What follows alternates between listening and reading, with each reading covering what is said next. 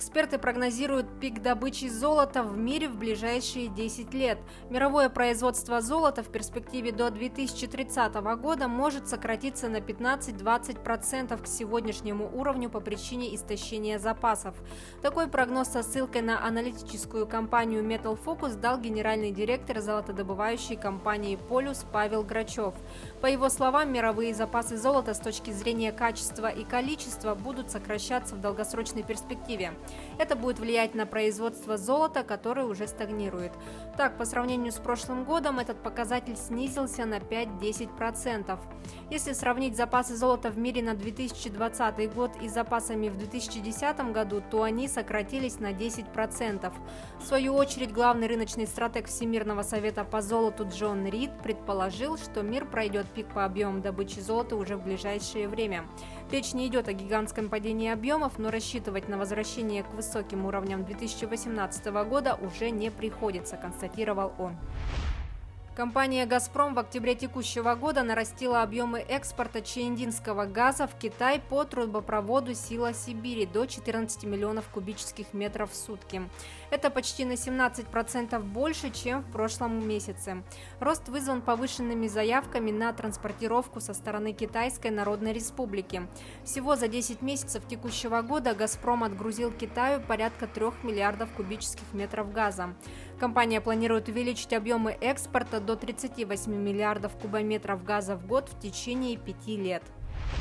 В продолжение темы газовый холдинг приступил ко второму этапу строительства газопровода «Сила Сибири», который предполагает прокладку новой магистрали от Кавыктинского месторождения до Чаэндинского.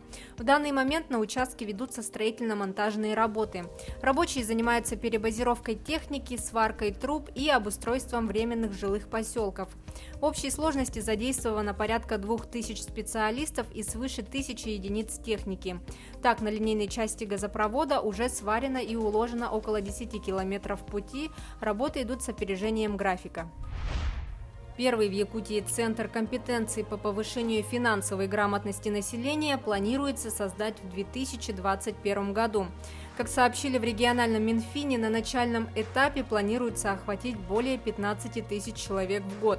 Центр будет отвечать за разработку ресурсов и распространение информации, за организацию и поддержку образовательных инициатив в области финансовой грамотности, а также за координацию действий и за проведение мониторинга и оценки проводимых мероприятий и за составление отчетности.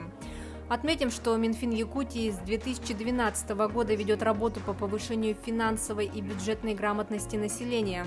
Различные структуры проводят большое количество мероприятий по повышению финансовой грамотности и защите прав потребителей финансовых услуг. Но, как отметили в ведомстве, работа не систематизирована и проходит локально. Это снижает ее эффективность и не дает необходимого масштабирования. Мероприятия разрознены и не решают проблемы финансовой безопасности населения в целом. Всего в Якутии работают 26 экспертов-консультантов в области финансовой грамотности. Сеть волонтеров для усиления работы будет также расширена. Жители Якутии могут оформить в собственность земельный участок под многоквартирным домом.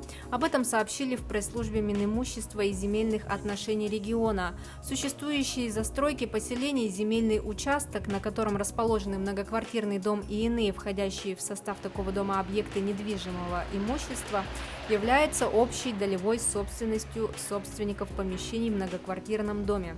Для государственной регистрации прав собственности на такой земельный участок под многоквартирным домом необходимо собственникам помещений обратиться с заявлением в Управление Росреестра по Республике Саха-Якутия с приложением всех необходимых документов. Это были новости экономики на Якутия 24. Выпуск подготовила Нургуяна Иванова.